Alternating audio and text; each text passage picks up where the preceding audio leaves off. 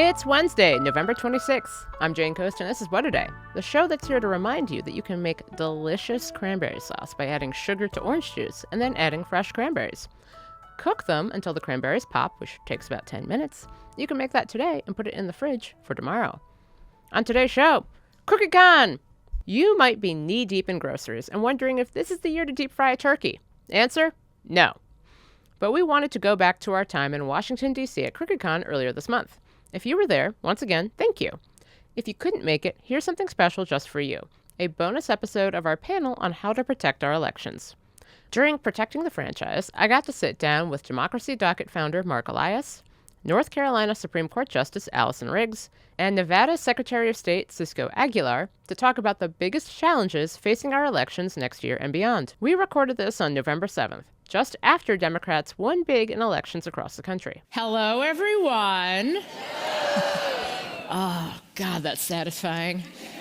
I should have been a pastor. Anyway, I'm Jane Coaston, and we are live from CrookedCon. 2025 is coming to a close, which means two things. If you're a normal person, it's the start of everyone's favorite winter holidays, the college football playoff season. Yeah. See? You get it. And, also the holidays, like Thanksgiving, Christmas, and New Year's. But also, if you're a political sicko, like me and you guys, let's be real here, it means midterms! Woo! Which I feel like we're all feeling like way better about than we were maybe like on Monday. Now we're feeling like jazzy and angry and optimistic. I was joking about how like all the most like live, laugh, love people I went to high school with are now like, we can't have ice. We gotta melt ice right now. And I'm like, okay then. So 2026 midterms are metaphorically right around the corner. But I think that for many people in this audience, we are very worried about these elections, not our ability to participate in them, but in making these elections count. Just last Tuesday, we saw Trump and his MAGA allies resort to voter intimidation tactics, whether it was Trump screaming about how Jewish people who vote for Zohran Mamdani aren't really Jewish, which we keep seeing that play made over and over again, or pushing laws to make it harder to vote and even threatening to cut off federal funding for candidates if candidates they don't like win. And that's just an off-year election. I'm pretty worried about what could be happening next year. So in order to answer those questions and talk about their own experiences with election intimidation and how we can best protect the franchise, I want to welcome Democracy Docket founder Marc Elias.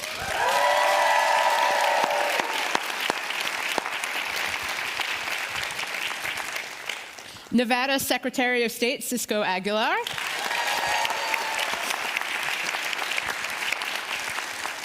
And North Carolina Supreme Court Justice Allison.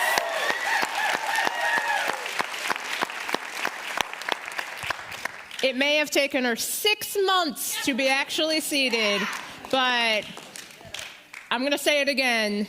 North Carolina Supreme Court Justice Allison.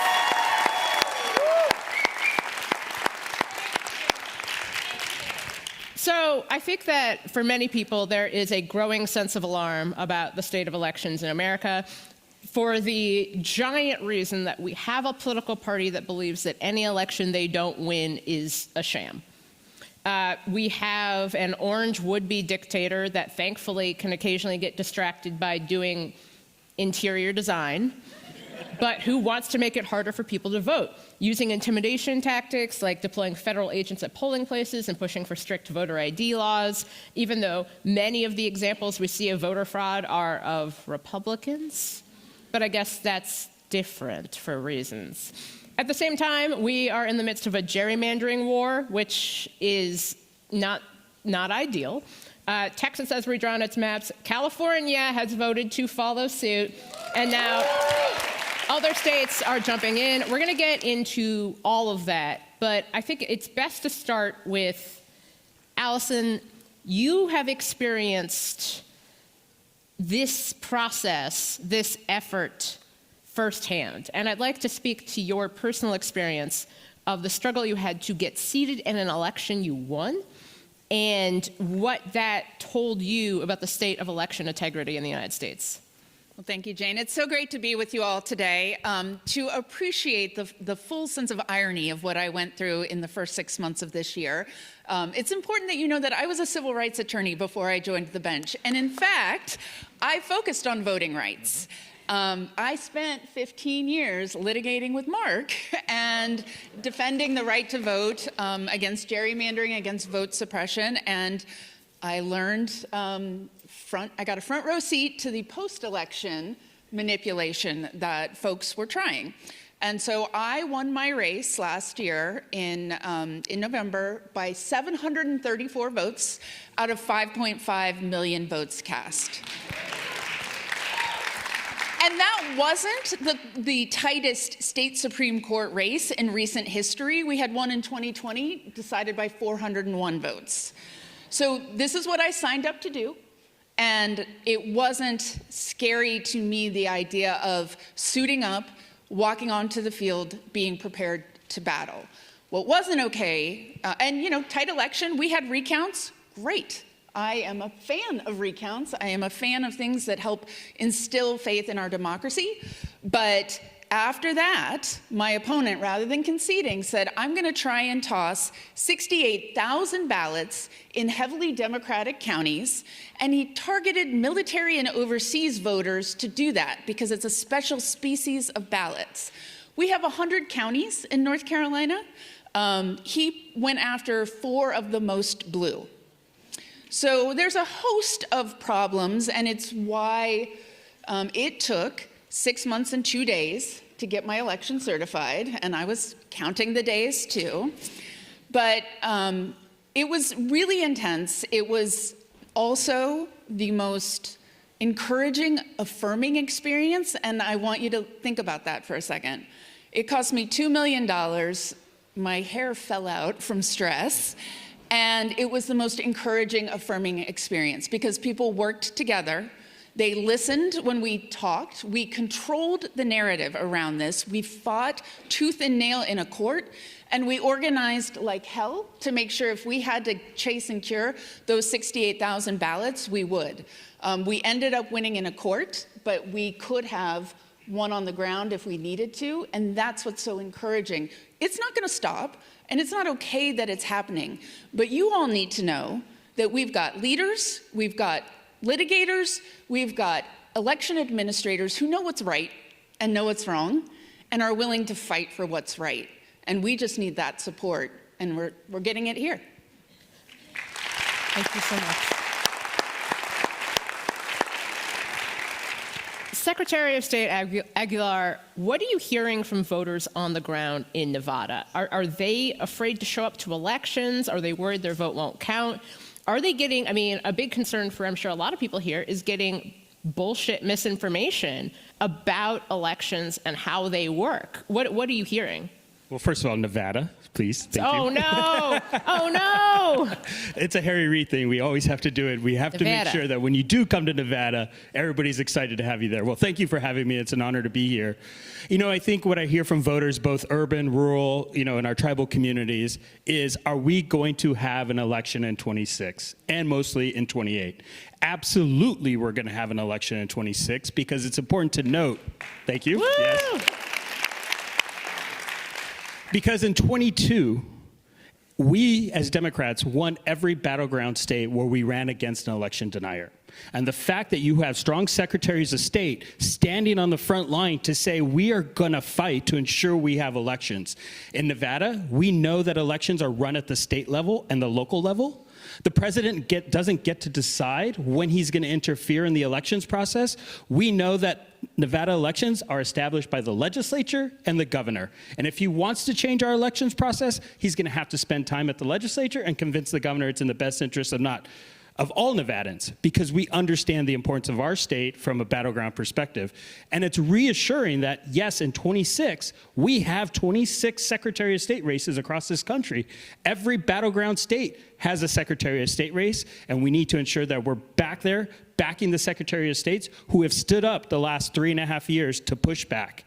You know, I used to say I ran a Secretary of State's office, but these days we are running law firms to ensure that we are prepared for any attack that comes against us.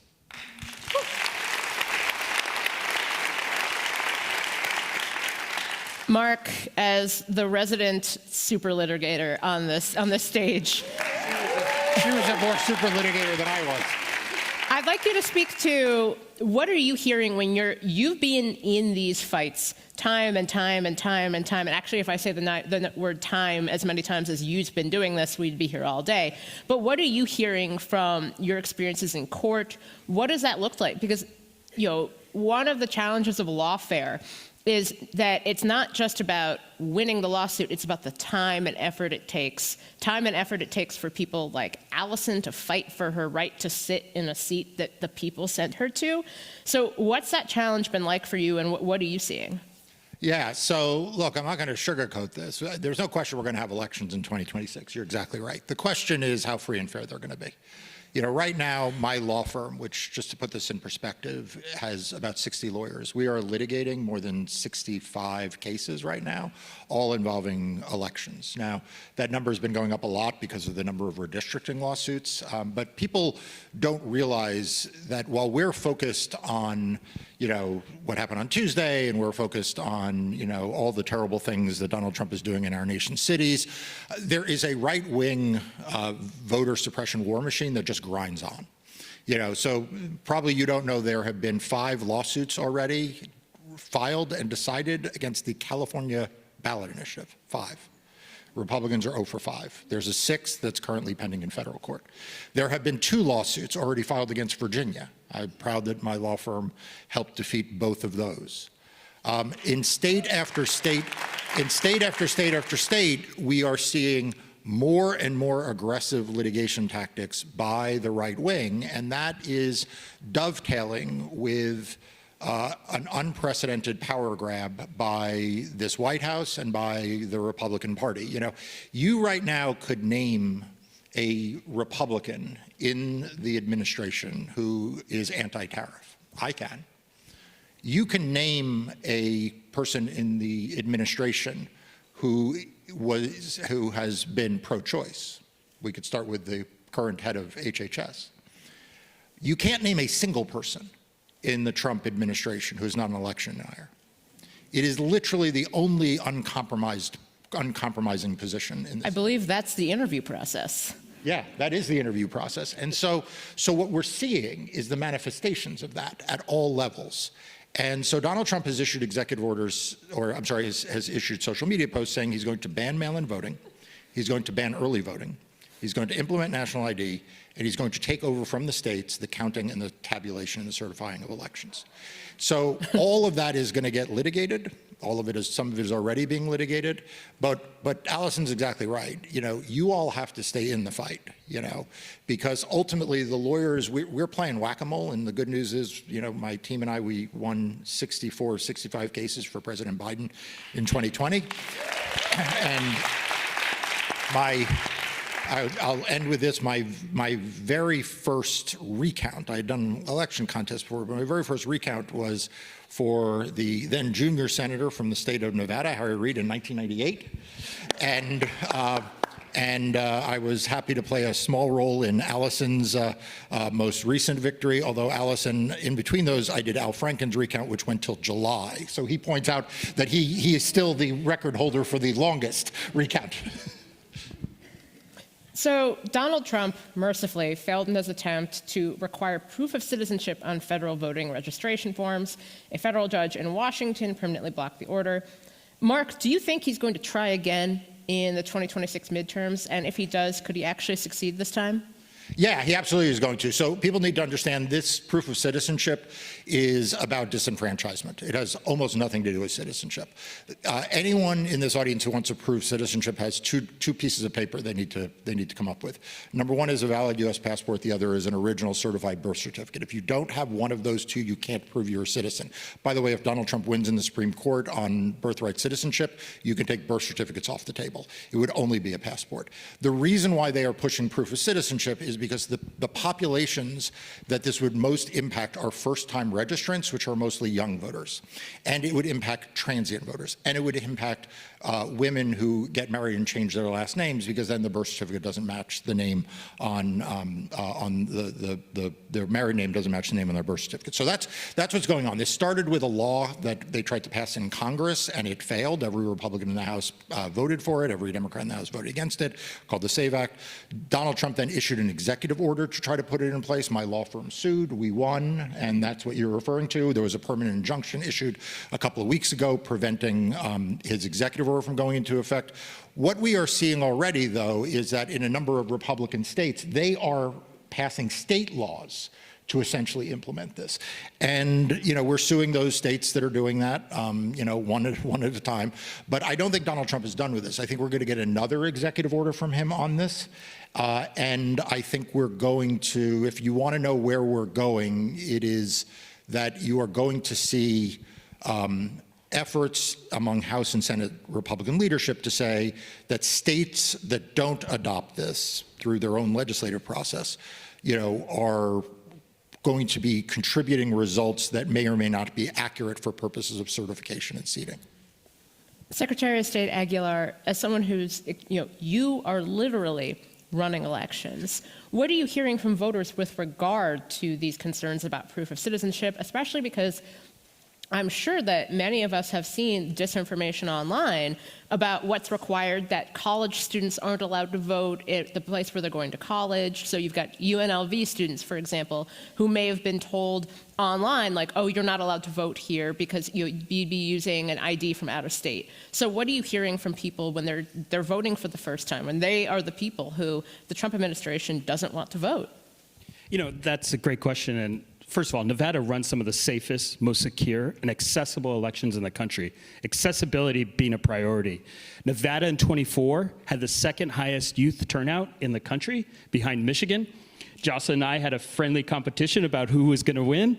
Now that she's running for governor and it's an open seat, Nevada's going to quickly fill that role of number one of youth voters. I think the disinformation issue is figuring out how do we communicate with voters in Nevada. We implemented a text messaging program which allowed me to reach more young voters for the first time than ever to remind them it was election day. They still had an opportunity to vote. They also still had an opportunity to register to vote because we have same-day voter registration. But it's getting, it's getting out there and engaging with the population that is potentially being targeted to give them the accurate and most correct information. It's me being in those environments to say, hey, you need to vote, you have a right to vote, here's how you do it. In Nevada, this past in '24, one of the counties that had the last polling location to close was Washoe County, which is the battleground county of a battleground state. And the reason was, at about 6:45, 350 University of Nevada, Reno students showed up to vote. We will keep polls open when that happens, for sure. But it was a movement to say, hey, your vote matters. And in Nevada, where your margins are so slim, a population that has not participated in elections in the past, all of a sudden participates, and you swing an election, us elected folks are going to look at them and say, you are our priority. What are your issues, and how do I address them? Because I want to win your vote again. Woo. Allison, as our resident Supreme Court Justice, I'm going to keep saying that. You had to wait, 6 months and 2 days? So I think I get 6 months and 2 days of referencing that. If I do you to go to restaurants and just be like, excuse me, Supreme Court Justice Allison Riggs here. I'd like my order. But I wanted to ask you, can you walk us through what that process would look like if Trump were to go back to the courts and try once again to require proof of citizenship to vote? Yeah, I mean, it's going to look a little different in different states, and I don't think any of that's likely to end up in my court, but I'm always careful to not talk about things that could. What I can tell you is the Latinx community in North Carolina is not centralized. We have 100 counties, a big state, and folks are scared. And what happens in the courtroom, I leave in the hands of the litigators, but I can tell you as someone who ran for office, who will run again,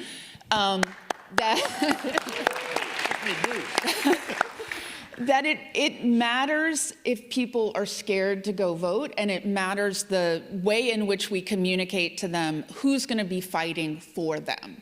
And so folks need to understand that on the court, which our state courts can be the backstop against extremism, or they can be a tool in the hands of extremists. And I'm working night and day to make sure that our state courts are that backstop. But while those cases are being litigated, we have to remember that litigation is just one of our tools. We have incredible tools in organizing. All of you in this room are organizers. I have a background in organizing. We should put more organizers in elected office. We also need to communicate. So we have to talk to folks who are scared, who not only are worried about, will I not be able to prove my citizenship and not be able to vote, but will I be snatched off the street and disappeared if I have the temerity to go vote? That is how serious it is. And I'm committed to making sure that while the litigators are doing their job and the election administrators are doing their job, that I'm going to be speaking up for truth and justice on the bench and working as an elected official to make sure that folks feel safe, feel protected, and we highlight situations where people are feeling attacked for exercising their fundamental right to vote. Absolutely. Mark, I want to go back to you because I think that there's a group of people that we do not spend nearly enough time thanking, and a group of people I'm personally very concerned about in 26 and 28, and those are poll workers. The volunteers, largely volunteers, who ensure that people get to vote. I like to tell the story of, in 2012, I was living in DC, and I was living, this is DC, so I can talk about neighborhoods. I lived in Trinidad, and I remember watching a group of people who had come from a nursing home come vote, and there was a man who was very elderly and was pretty immobile, but it was so important for him to vote for President Barack Obama. And so a group of poll workers all worked together to help get him out of a van and walk him to, even thinking about this, walk him to the polling station. And it was just that important for him to vote. And this is DC. This is about, this is as blue as it gets. This is one of those places where I'm sure you've heard from people that oh, I don't need to vote because it's DC, I already know what'll happen. This guy didn't give a shit. This guy came from a nursing home to vote, and he got the assistance from poll workers who, they don't know how he's going to vote. They can guess, but they helped him. And I think about them when I think about the ways in which we keep seeing viral videos of, during elections, poll workers being attacked, poll workers being accused of crimes by people like Rudy Giuliani, who should not be accusing anyone of doing anything ever. And I hope he's enjoyed losing his apartment and his home. And there's rings and some cars. But I want to talk to you about the challenges of election integrity for poll workers and what can we do to help, one, get more people to work as poll workers because it's so important, and two, ensure their safety, both literally physically and legally. Yeah, so look, I'm going to start with the last, which is that every one of you should get trained to be a poll worker. Part of the problem that we have is that too few people are willing to take the time to do that and to work election days. And so we all know that our poll workers in this country tend to be older. I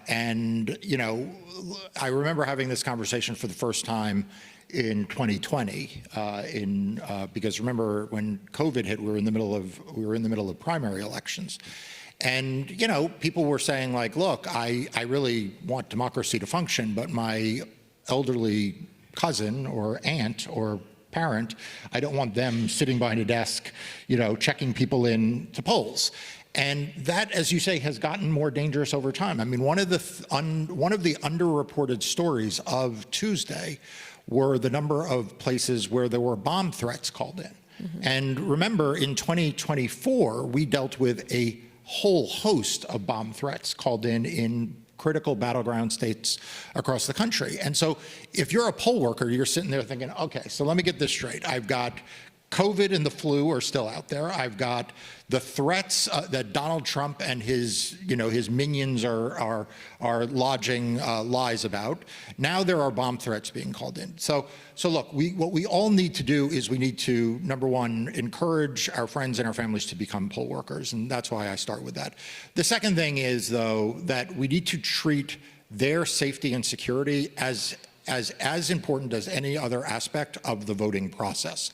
And we spent a lot of time talking about, like, what are we doing to prevent foreign threats, cyber threats. We need to talk about the physical threats. Right now, in at least 2 states, Republicans are suing.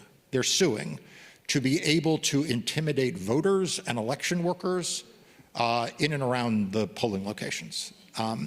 They believe that this is a First Amendment right. I won't ask the justice to weigh in. I don't believe it's a First Amendment right. But we need to be thinking about the things we can do as organizers to help make them feel like they are being treated respectfully, they are being put in a safe environment. Can I answer that question on behalf of Nevada? Please, absolutely, as someone who's doing this firsthand. So in 22, going through the campaign cycle and seeing how poll workers were being treated by voters was really disheartening. Because most of our poll workers are our moms, our grandmas, our wives, our daughters. And when you see that happen, you just go, this is unreal. In 23, I introduced legislation to make it a felony to harass or intimidate election workers in Nevada. It passed the legislature. Thank you. It passed both houses of the legislature unanimously. One of the houses expedited it, and having a Republican governor, he immediately signed that bill because everybody understood in Nevada, our elections do not work without poll workers. They are the unsung heroes of our democracy because, like you said, it gives somebody that opportunity to have a voice. It's voting and exercising that fundamental right is one time in this country where all of us are equal with the same amount of power, and it's the vote. And that's one of the states where Republicans sued. They did. Republican Party spent money to sue to block that law. Now they lost. We took care of that. But that's what we're up against, everyone. Like you can't look away from it. That's what we're up against. This is a Republican Party that wants to make it harder for you to vote and easier for them to cheat. And going after hardworking poll workers is part of making it easier for them to cheat. And I can say in 24, we did not have a situation where we had to invoke the law. Our poll workers were elevated to a position of being respected. We just have to make sure we recruit them and retain them for future elections. Also, imagine going to court to harass poll workers. Like I mean, I don't know how these people look at themselves anyway, but that's neither here nor there. Thanks for watching What a Day on YouTube. If you like this video, subscribe to our channel so you'll be notified whenever a new episode drops. Subscribing also helps us reach more people on YouTube and helps surface independent progressive news on this platform. Thank you. We'll be right back after some ads. What a Day is brought to you by Nutrafol. The holidays can get busy and overwhelming quickly, and thoughtful gifts that encourage slowing down and prioritizing self-care always stand out. Nutrafol is a wonderful way to do just that.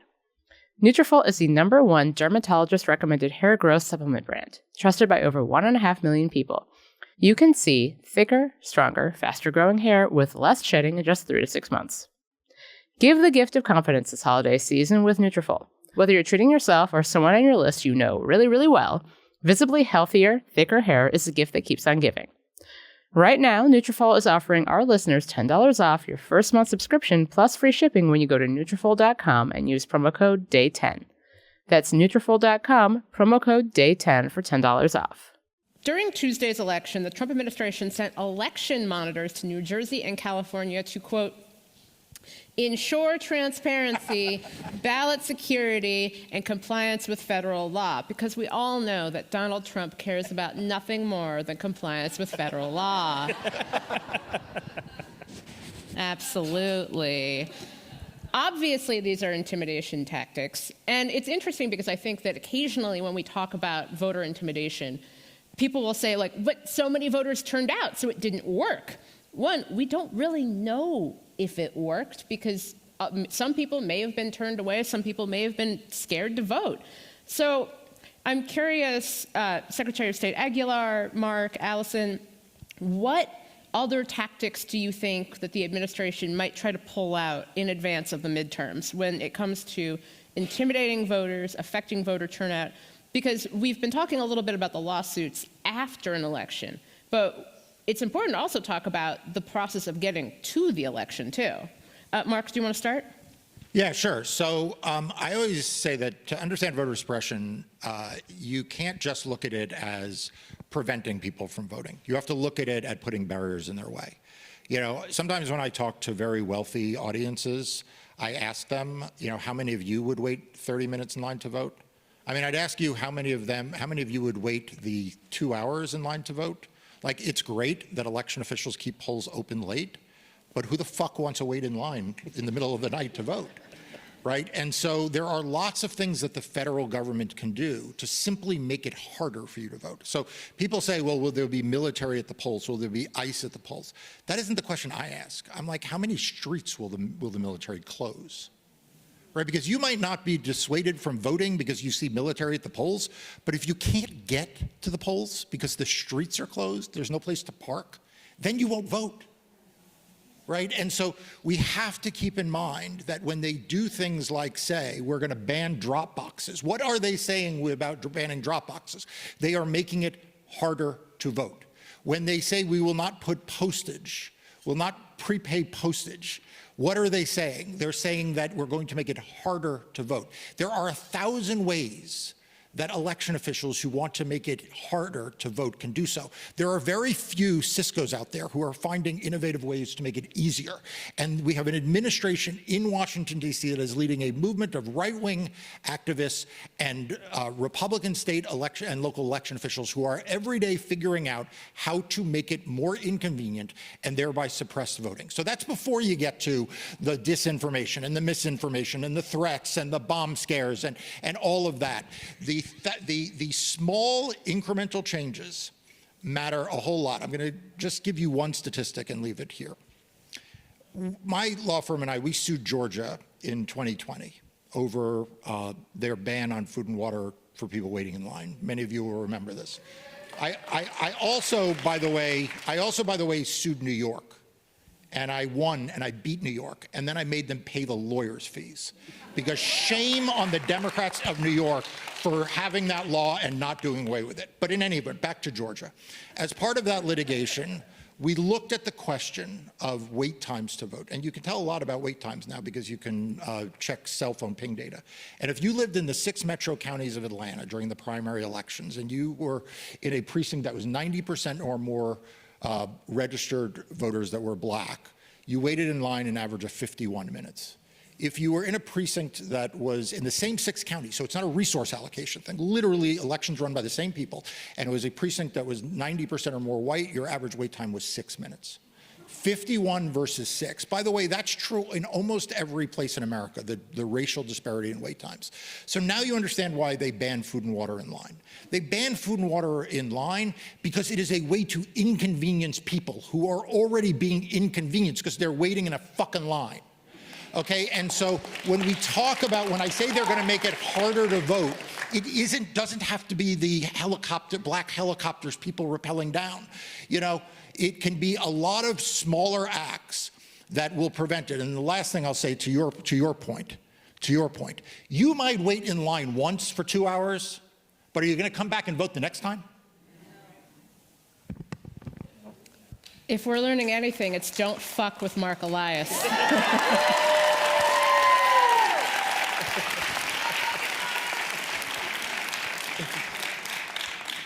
So something that's interesting to me, and by interesting, I always have to clarify, when I say interesting, I don't mean good. I'm just like, oh, that is of interest. So Donald Trump, well-known election denier. He wouldn't shut up about the 2016 election being rigged, despite the fact that he won it. And then I believe if you lived in Washington, D.C. on January 6th, 2021, you might have remembered that there was, you know, members of the Marine Corps and gunboats on the Anacostia, and things were very difficult and everything. If you lived in like the area right around the Capitol, it smelled like pizza because the good people at We the Pizza fed all of the Marines who were stationed there because there was an attempted coup. I think that people really underplay the fact that the attempted coup part. They're like, it didn't work. I'm like, I'm sorry, it's still attempted murder. That's a charge. But I'm curious to Mark and to Secretary of State Aguilar, do you see a future in which Trump starts denying the elections of other candidates who aren't him? Absolutely. I think this is his playbook, but unfortunately, as we proved in 22, that playbook doesn't work. We have rejected every election denier who's run for statewide offices. And if that's going to be the playbook in 26, it's going to make my job as chair of DAS, the Democratic Association of Secretary of State, to win 26 races across this country much easier.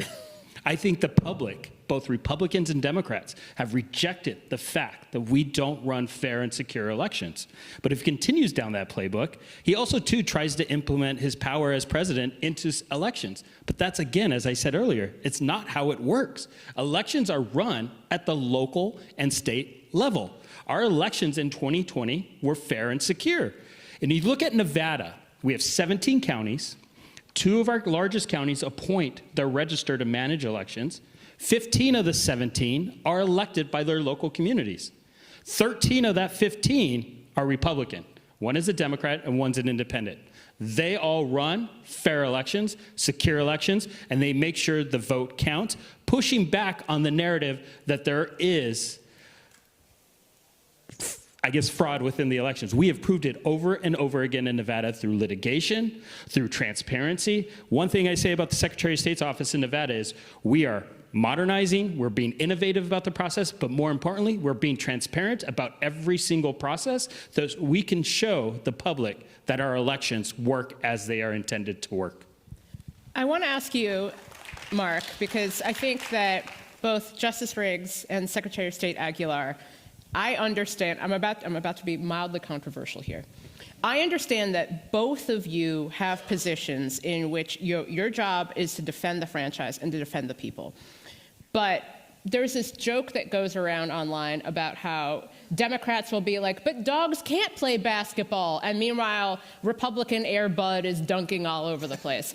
I think that we've seen time and time again that we could say, like, elections are fair and free, and Donald Trump will say, I don't care. So, Mark, what are you doing about that? Because I think that your work, you don't need to say this election, but we've proven that these elections are fair and free because we know that, but Donald Trump doesn't care about that, and neither do the people who basically argue that if a black person has a job, it's secretly a sign of fraud. So I want to ask you, Mark, what are you doing, and what are folks fighting for to do in court to ensure that even if Donald Trump starts saying that every election that a Republican doesn't win is fraud, he doesn't win? Yeah, look, that's my life's work. I mean, I do this by litigating in court, and I founded Democracy Docket to be really a media outlet to try to make this point. I mean, I think that there is sometimes a failure of imagination, frankly, on the left that doesn't exist on the right. And I think it's one of the things that I bring to the table is I sometimes can share their imagination. The fact, we tend to, the number of Democrats and probably people in this room who say to me, we are on the, if XYZ happens, we are on the cusp of a constitutional crisis. Hey, constitutional crisis, rear view mirror. Okay, like we're there. And so if you think Donald Trump won't do something, it is only because you are refusing to acknowledge that he's already saying he will do it. On December 16th, 2020, he called a meeting in the Oval Office to potentially sign an executive order to seize the voting equipment and the ballots in the state of Georgia, and to appoint Sidney Powell, who is a lunatic, now disbarred election denier, who I kicked her ass in court several times, appoint her to the Department of Justice as a special counsel.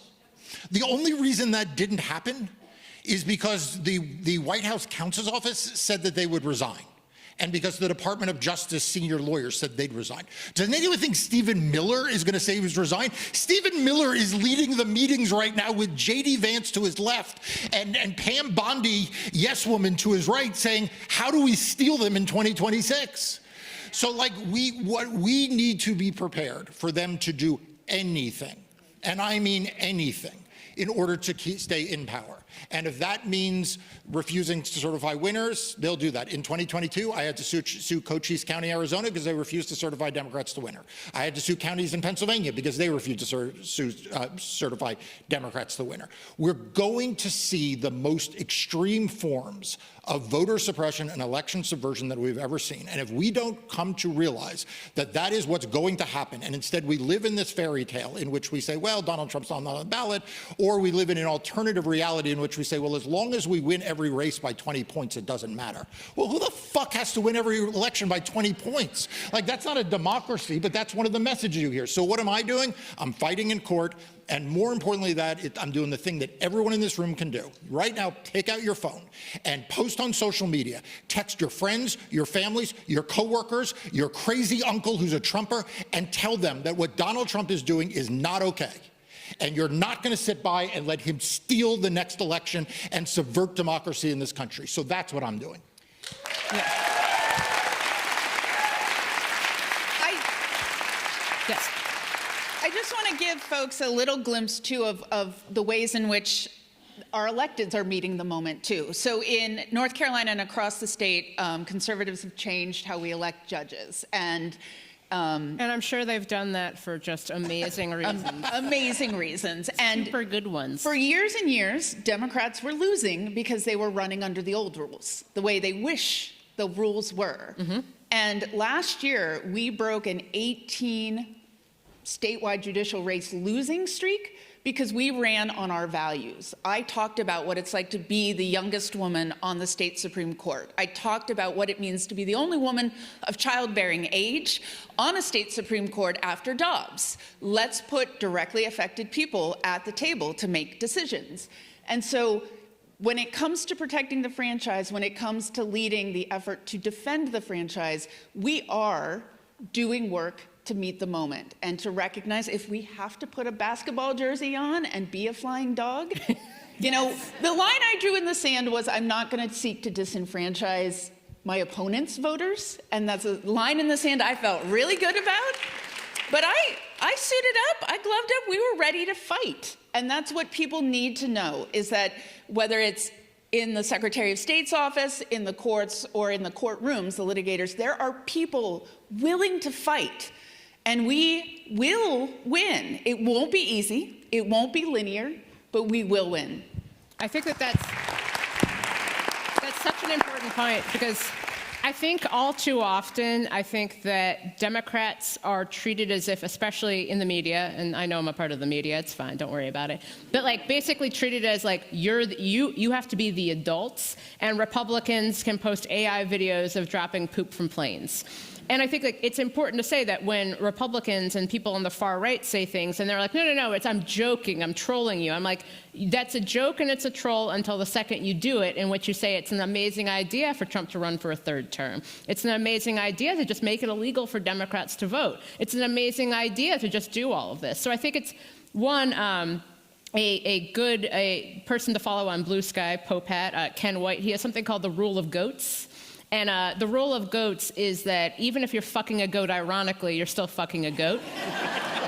So even if you're doing something as a troll, even if it's like a joke, you're still saying it, and you keep saying it, and you keep getting all these people to say it, and you keep like posting about, you know, Donald Trump wearing a crown or something like that, which is so funny until the second that it becomes very clear that you mean it. But I want to talk quickly, actually, about gerrymandering, which is very hot right now. Everybody's doing it. So it looks like New York is about to join the national gerrymandering arms race. 4 New Yorkers have filed a lawsuit arguing that the lines for the 11th congressional district unfairly disenfranchise Black and Latino voters. After what happened in California, where Proposition 50 passed by,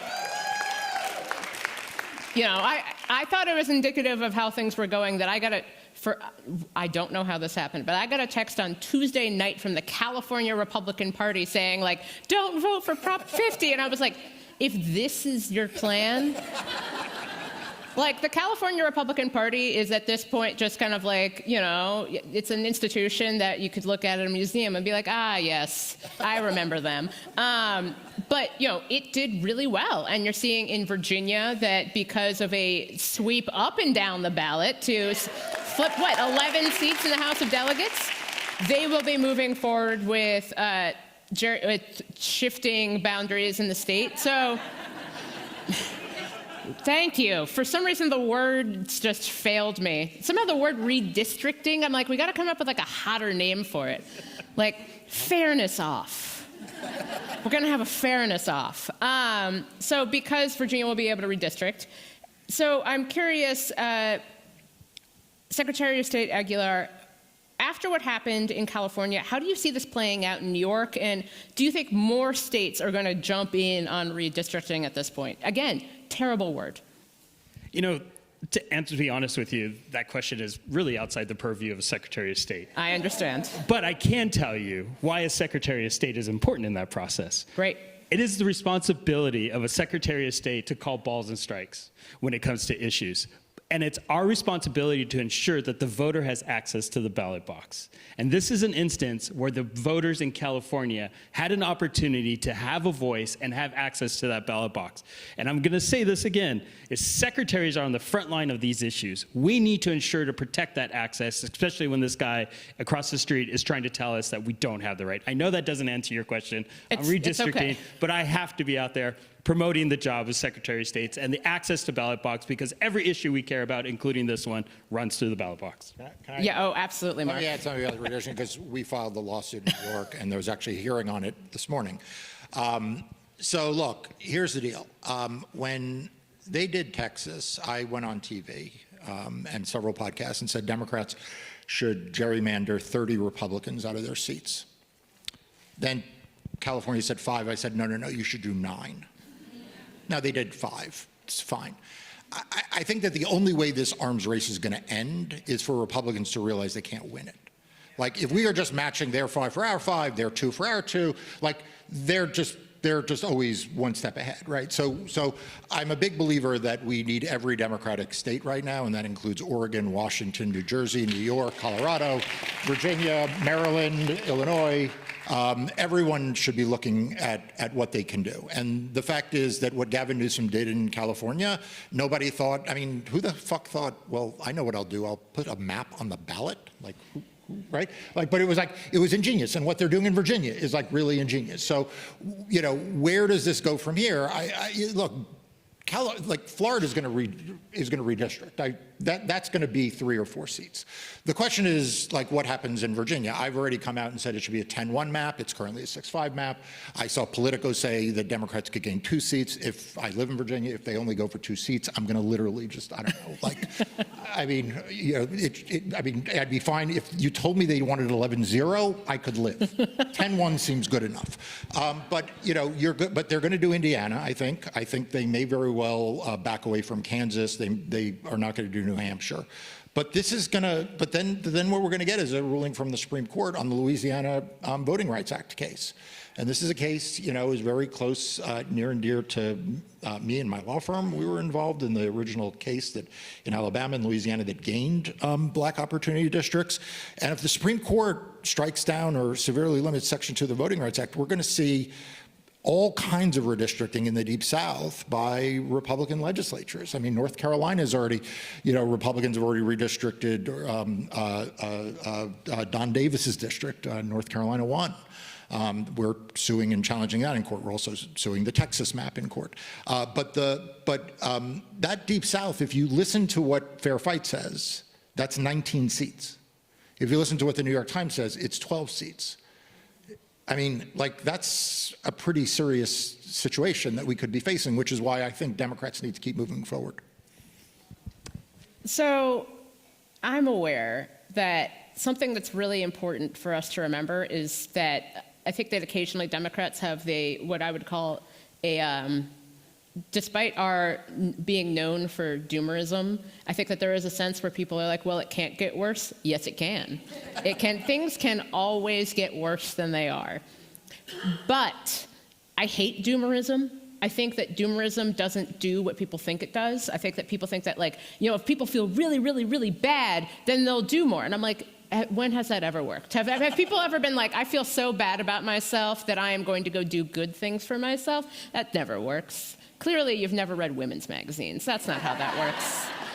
So, Justice Riggs, you've been actually offering a real voice of hope and support for electeds who are in this fight. So can you offer me and everyone in this room who clearly care so much some hope, and why should we still have confidence that our electoral system is going to be okay, and what can we do to ensure that it's going to be okay? Because it's going to take all of us to do so. So I think we are in a moment now where we more largely recognize that we have a moral obligation to win elections to protect people. That is what is on the line, and I didn't win my seat, 734 votes, by myself. There were thousands and thousands of North Carolinians running for office, doing election protection work, millions voting, and people who stuck with me afterwards. So we chased and cured 1,000 ballots after the election. I won by 734 votes. We made a plan to chase and cure 68,000 ballots. That is unprecedented. It's never happened. Y'all, we found a voter who was on the challenge list, who was a military member stationed at a base in Antarctica, and we made a plan for him to have his ballot cured if we needed to. Y'all, if North Carolinians can find voters in the South Pole, we can defend the franchise. And so I agree 100%. I cannot live in doomsday. I have to think about what is the plan. I am working on the 3-cycle plan to win back our North Carolina State Supreme Court. We did the first step. We have to re-elect Justice Anita Earls in 2026. And then in 2028, 3 Republicans on the North Carolina Supreme Court, their terms are up. These are 3 Republicans who voted to overturn my lawful election, and we will hold them accountable.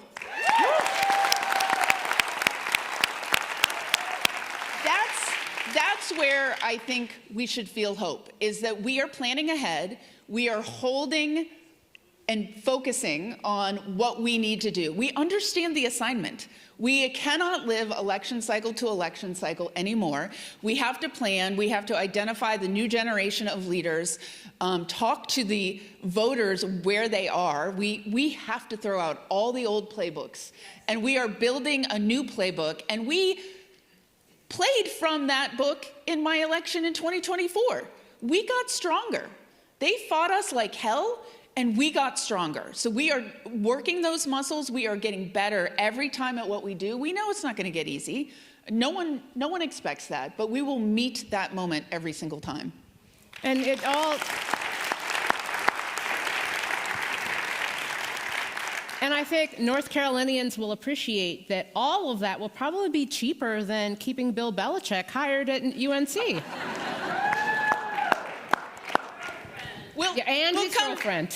We'll come better dressed to the game, too. Exactly. I feel way better about your offensive play calling. Secretary of State Aguilar. She's highlighting her long affiliation with Durham most recently. Yes.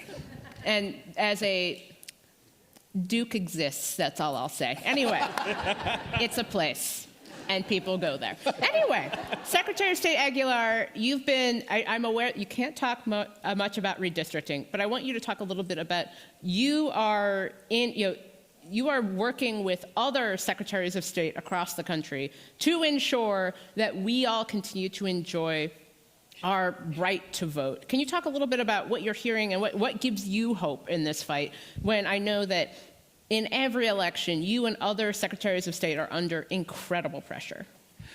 What gives me hope is the fact, one, we have strong secretaries of states across this country who understand the responsibility and duty to ensure that every eligible voter has a right to a voice.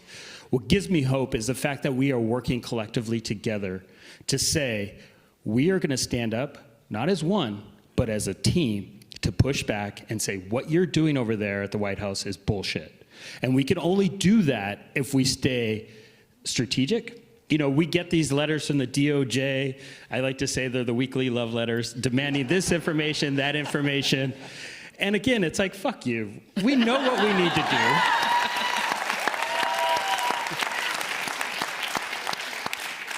They send this because it's a form of intimidation of the Secretary of State. And we know that if they can win by intimidating us, they can intimidate the voters. But we're not going to let them get to our voters because we're going to stand up, push back, and be strategic about how we respond. Yes, we have some very animated Secretaries of States across this country.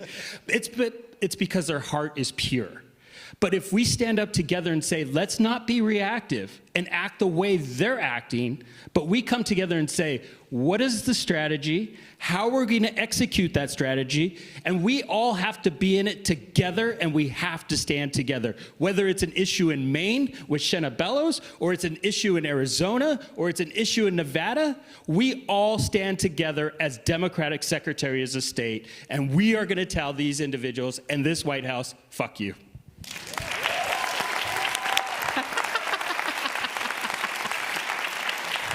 But we can do it politely. Yes, yes. Marc, I know that something that you've been really focused on is ensuring that people pay attention all the time. Democrats have become, since 2016, it's been interesting because since 2016, obviously, for many people, that's when they really dove into politics. And I really wish you guys had all been here in 2014, low-key, the midterms that doomed us all, but that's neither here nor there. But I want to talk, when you're thinking, this is a group of people who care. This is a group of people who are locked in, more so than most people are locked into pretty much anything. This is, you made the really important point that we are, a constitutional crisis was 10 exits back. What should this group of people do now, do right now? It's not, obviously texting everyone we know about what Trump is doing, but what are actions that people can take? Because doomerism doesn't work. It doesn't get people to do things, but what does? Yeah, so, I'm reminded that Robert Gibbs, who's a good friend, texted me in 2008 when Obama was running and asked me how I thought the campaign was going. And I said, I think you're going to win, but for the record, I don't do hope and I don't do change. I live in static despair. But in all seriousness, look, I said the thing that I said because everyone can do something, right? So for some of you, you can volunteer for a campaign. And I think that, we sometimes look past that because people want to say that they're working for a movement. The most important movement you can be working for right now is to help a Democrat win an election. I mean, as wonderful as it is to organize around issues, and I understand the importance of that, what you just heard her say is what's really going to make a difference. I mean, what's really going to make a difference is if a majority of the state Supreme Court in North Carolina are Democrats, not because I know how they're going to vote on a case, not because they won't rule against sometimes the parties I represent, but because putting Democrats in those positions mean we will get better government. And that is true in the US Senate, it's true in the US House, it's true for secretaries of state, it's true for governors, it's true for AGs. So I want to start with the really simple thing, which is support Democratic candidates. Support them with your time, support them with your energy, support them with your money if you have money to donate to campaigns.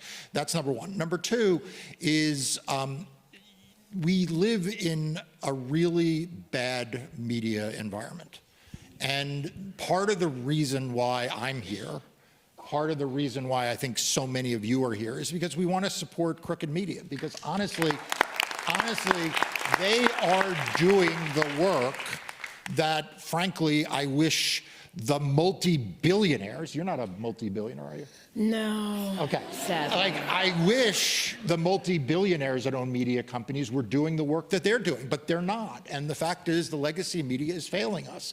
And so support crooked media, support other pro-democracy and independent media sources, and give them your time and give them your attention, because that's going to be part of the way in which we are able to get the messages out. When Allison needed to get her message out, the Pod Save America and that family of podcasts was, I'm sure, critically important. And so that's the second thing. And then the third thing is what I said before, I just want to reemphasize, which is that every one of you has a town square. Now, the folks at Crooked have a really big town square, lots of people listen. Allison's got a town square where everyone stands up when she enters the room, so that's pretty cool. But we all have some group of people who will listen to us. And the mistake you make is thinking that just because you can't get millions of people listening to you, that the hundreds who will listen to you won't make a difference. And so I really, if I could say one thing, it's what I said before, which is take out your phones and text your friends and your families and your clients and your customers and on social media, and every day think about what they could be doing to help protect democracy. And because this is not something we can put on the back shelf and then roll out 3 days before the election, because he needs your support now. It's not something we can wait to roll out, the night, like the Republican Party of California, the night of the election. And so, the California Republican Party can do that. They can totally do that. That's totally fine with me. So I would just ask you to engage on issues about democracy in your daily lives.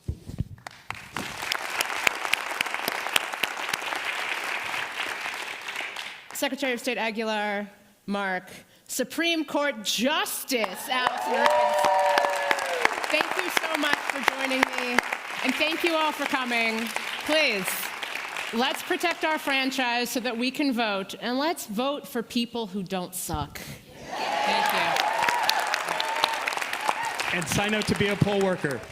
That was my panel discussion from CrookedCon, Protecting the Franchise, with Democracy Docket founder Marc Elias, North Carolina Supreme Court Justice Allison Riggs, and Nevada Secretary of State Cisco Aguilar. And if you want to join us next year, sign up at crookedcon.com for all the details on our next CrookedCon, coming to you in 2026, just in time for midterms. That's all for today. If you like the show, make sure you subscribe, leave a review. Remember that now is not the time to try a recipe you've never tried cooking or eating, and tell your friends to listen. And if you're into reading, and not just about how, yes, I know, you saw that pumpkin souffle recipe on Instagram, and it sounds very doable, but it's Wednesday, the day before the big day. Let's just stick to what we know so we don't destroy our entire kitchen and end up crying into a pan of macaroni and cheese. Like me, What A Day is also a nightly newsletter. Check it out and subscribe at crooked.com/subscribe. I'm Jane Coaston, and on behalf of all of us at What A Day, have a great holiday. We can at least be grateful for Democratic victories and Republican infighting.